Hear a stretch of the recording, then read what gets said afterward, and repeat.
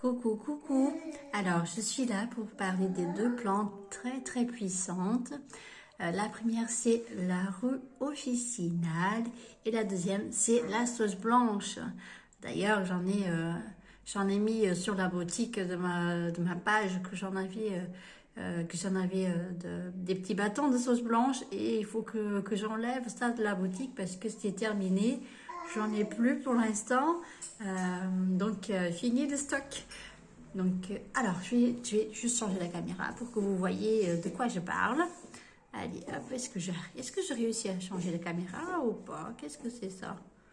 Ou pas, je pense pas. Sinon, je me retourne. Voilà, c'est ma cuisine. Ça se voit, hein, c'est chez moi comme tous les autres. Voilà. Ça, c'est la sauge blanche qui ma très chère amie Stéphanie me l'avait offert il y a plus d'un an. Là, on est en juin. Ouais, ça fait plus d'un an qu'elle m'a offert la sauge blanche. Celle-ci, on va l'appeler de ses enfants. Des enfants à la plante de sauge blanche que Stéphanie me l'avait offert. Et là, la sauge blanche, moi, j'utilise pour des bains de nettoyage et aussi pour faire des petits bâtons de sauge blanche que je fais sécher chez moi. Je le vends aussi, mais il faut que je l'enlève de la boutique parce que j'en ai plus. Et là, ça, c'est la rue officinale.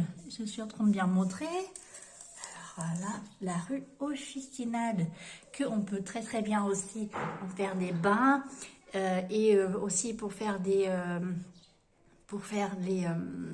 bâtons aussi, mélangés des fois avec d'autres herbes, mais elle est très puissante dans les bains, mélangée avec le gros sel pour vraiment enlever et purifier le corps de toute menace spirituelle. Dans la maison, cette plante, elle est très puissante, donc c'est une très bonne astuce. Si vous en avez, elle nettoie les énergies. D'ailleurs, la mienne, ça fait pas longtemps que je suis là.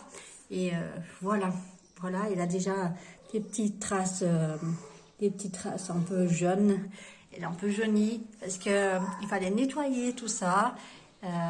Donc j'attends vraiment que ça arrive après à bien se remettre, mais bien avec mon travail et tout ce qui se passe dans ma vie.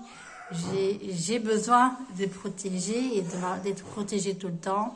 Et voilà pourquoi. Ah, autre chose que j'en ai, alors ça, si je mets mes pierres aussi sous mes pots, soit pour les nettoyer, soit vraiment pour aider dans le nettoyage spirituel de la maison.